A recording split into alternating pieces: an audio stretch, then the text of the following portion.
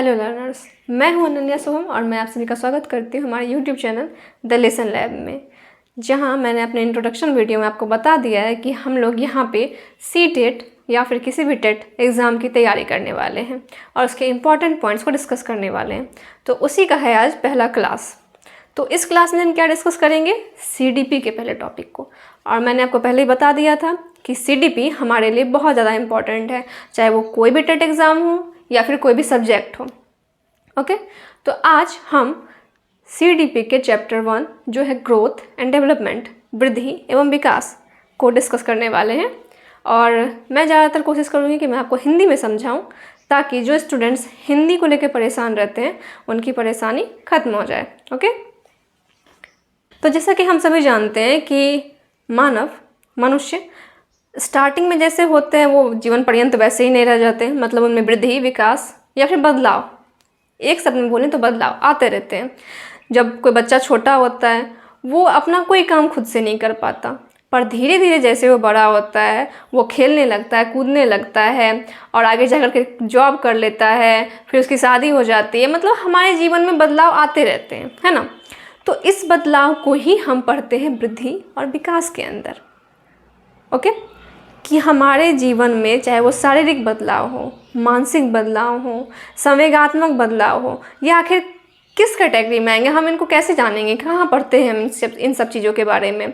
तो इनके ही बारे में हम पढ़ते हैं वृद्धि और विकास के अंतर्गत, जहाँ वृद्धि हमारे शारीरिक ग्रोथ यानी कि शरीर में जो वृद्धि होता है, वजन, लंबाई, नॉर्मली हम देखें तो सिर्फ मात्रात्मक बदलाव जिसे हम माप सकते हैं, वैसे बदलाव आते हैं वृद्धि में, जैसे कि समृद्धि भी कहा जाता है और इंग्लिश में ग्रोथ कहा जाता है। और जहाँ तक हम बात करते हैं विकास की, तो विकास एक संपूर्ण इकाई है जिसके अंतर्गत हर प्रकार के बदलाव आते हैं, चाहे वो मानसिक हो, शारीरिक हो, संवेगात्मक हो, या भाषा का विकास हो, या फिर नैतिक विकास हो। मतलब विकास हमारे जीवन में होने वाले संपूर्ण बदलावों को लेकर चलता है।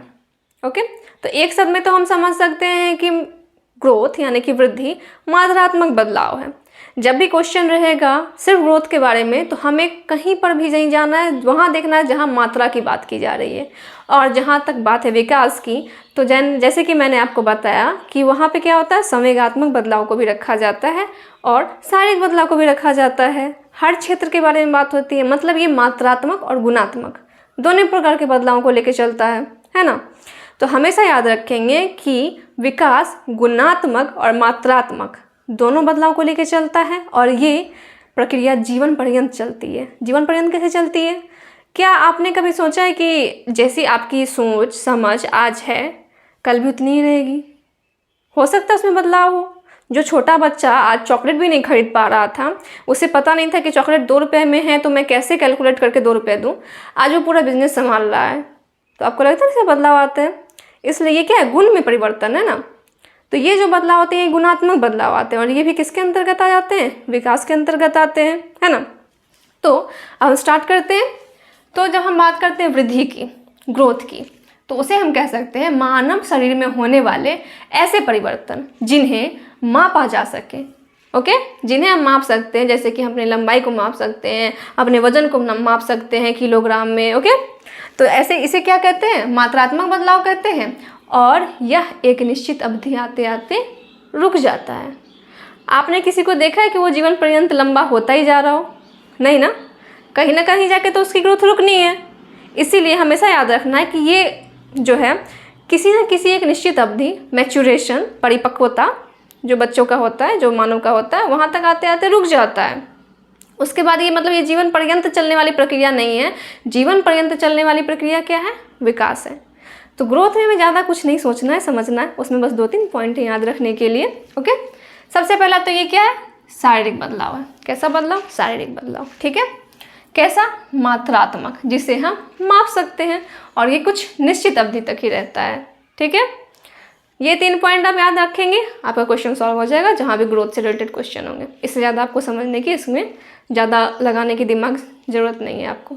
ओके, अब जहाँ तक बात करते हैं विकास की, तो विकास के बारे में यही पॉइंट है कि विकास के अंतर्गत मानव जीवन में होने वाले सभी प्रकार के गुणात्मक एवं मात्रात्मक बदलाव सम्मिलित होते हैं।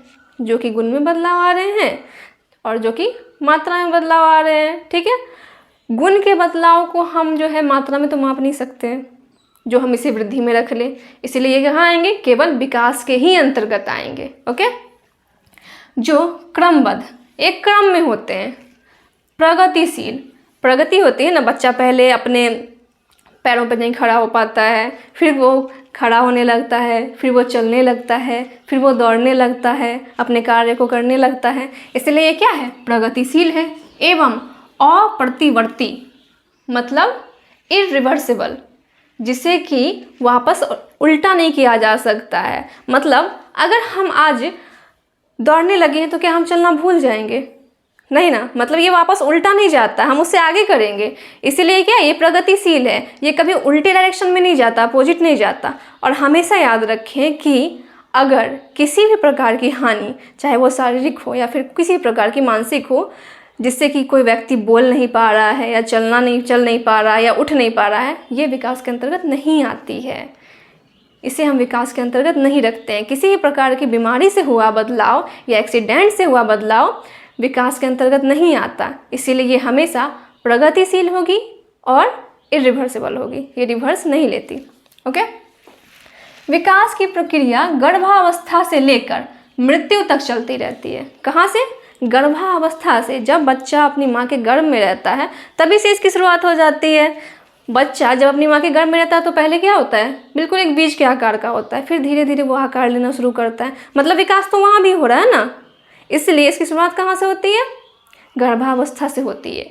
और कब तक चलती रहती है? जीवन पर्यंत, जब तक कि हमारी मृत्यु ना हो जाए तब तक वो चलती रहती है। किसी न किसी प्रकार से हमारी शारीरिक वृद्धि रुक जाएगी, लेकिन क्या हमारी मानसिक वृद्धि रुक जाती है? क्या हमारी नैतिक वृद्धि रुक जाती है? नहीं रुकती ना, उसमें तो विकास होता रहता है। इसीलिए ये क्या है, जीवन पर्यंत चलने वाली प्रक्रिया, निरंतर चलने वाली प्रक्रिया है। तो जब भी आपसे पूछा जाए कि हाँ कौन सी ऐसी प्रक्रिया जो जीवन पर्यंत चलती है, तो विकास है, वृद्धि कभी भी नहीं है। गुणात्मक और मात्रात्मक दोनों इसमें आते हैं। ओके, तो इससे क्या समझ में आता है हमें कि क्योंकि इसमें मात्रात्मक भी आ रहा है तो मतलब वृद्धि भी इसी का हिस्सा है। अगर डेवलपमेंट एक संपूर्ण इकाई है, अगर डेवलपमेंट ये है तो वृद्धि इसके ही अंदर का एक हिस्सा है, इसका ही एक पार्ट है। ओके, उसके बाद हम जैसे हमने पढ़ा कि विकास के अंतर्गत बहुत सारे बदलाव आ जाते हैं ना, तो ये बदलाव कौन कौन से हैं? ये बदलाव है शारीरिक बदलाव, ठीक है, जिसको कि हम मात्रा में माप सकते हैं, जिसको कि हम वृद्धि के अंतर्गत लेते हैं। और वृद्धि किसके अंतर्गत आती है? विकास के ही अंतर्गत आती है ना। फिर आते हैं दूसरा बदलाव, क्या? मानसिक। कल जो बच्चा 2+2 नहीं कर पा रहा था वो आज बिजनेस संभाल रहा है, मतलब क्या हुआ, उसका कॉग्निटिव डेवलपमेंट हुआ है ना, उसका विकास हुआ है। उसके बाद क्या? संवेगात्मक विकास। जब बच्चे छोटे होते हैं उन्हें नहीं पता होता कि हमें कहाँ पर जिद करनी है, कहाँ पर जिद नहीं करनी होती है, पर क्या अब आपसे बोला जाएगा तो आप वैसे करोगे? नहीं करोगे। इसका मतलब क्या हुआ है, आपका संवेगात्मक विकास हुआ है, आपको पता है कि आपको अपने संवेगों को कैसे नियंत्रित रखना है। ओके, फिर है नैतिक विकास, मोरल डेवलपमेंट, हमें कहाँ पे कैसे बिहेव करना है, ये जो हमारा नैतिक व्यवहार होता है, जो हमें माता पिता शुरू से समझाते हैं कि हाँ हमें कोई बड़े आते हैं तो उनके सामने हमें हाथ जोड़ना है, उन्हें नमस्ते करना है, तो ये सब किस में आता है? नैतिक डेवलपमेंट में आता है, तो ये होता है। और फिर कौन सा आता है? भाषा विकास, लैंग्वेज डेवलपमेंट। ओके, भाषा विकास, हमारी लैंग्वेज का भी डेवलपमेंट होता रहता है, हमारे लैंग्वेज में चेंज भी आता रहता है। बहुत सारे ऐसे लोग हैं जो बहुत तरह के लैंग्वेज बोलते हैं, हम भी अपने घर में कुछ और लैंग्वेज बोलते हैं, बाहर में कुछ और लैंग्वेज बोलते हैं ना। 2-3 तरह के लैंग्वेज आप त्रिभाषा सूत्र के तहत बच्चों को पहले से ही सिखाया जाता है।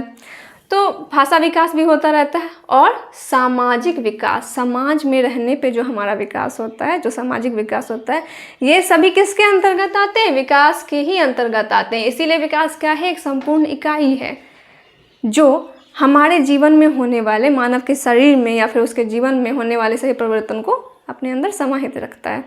तो आगे चैप्टर बनाने से पहले आपके लिए एक मैसेज है कि क्योंकि मैं यहाँ पे बोर्ड रिटन मटेरियल को डिलीट कर देती हूँ, तो उसके लिए आपको नोट बनाना पड़ेगा या फिर आपको उसको उतारना पड़ेगा।